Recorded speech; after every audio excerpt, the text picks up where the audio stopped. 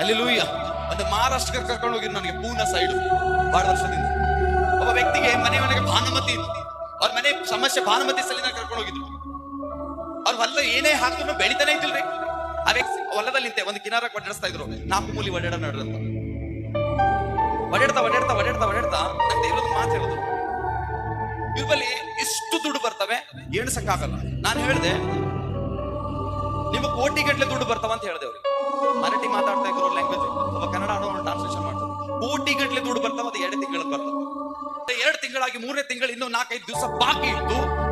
ಅವನು ಹೊಲಕ್ಕೆ railway department ದವ್ರು ಬಂದಿದಾರಂತೆ, ಸರ್ವೆ ಮಾಡಿ ಅಲ್ಲಿಂದಲೇ ಪಟ್ರಿ ಹೋಗ್ಬೇಕಂತೆ. ನೋಡಿ ಮಿರಾಕಲ್ಸ್. ಆ ರೈಲ್ವೆ ಪಟ್ರಿದವರು ಅವನು ಸೆಲೆಕ್ಷನ್ ಮಾಡ್ಕೊಂಡಿದ್ರು ಅವನ ಹೊಲ. ಅಲ್ಲೆಲೂಯ್ಯ. ಇಲ್ಲಿಂದಲೇ ಹೋಗ್ತಾರೆ. ಕೋಟಿ ಗಂಟ್ಲೆ ಕೊಡ್ಬೇಕು ಡಿಮಾಂಡ್ ಮಾಡ್ತಾ ಇದ್ದಾರೆ, ಕೋಟಿ ಗಂಟ್ಲೆ. ಅದು ಆಮೇಲೆ ಕಾಲ್ ಬಂತು ನನಗೆ, पास्टर जब तुमने उस धरती के लिए प्रेयर किया जो बोला था वैसे ही हो गया है. हालेलुया.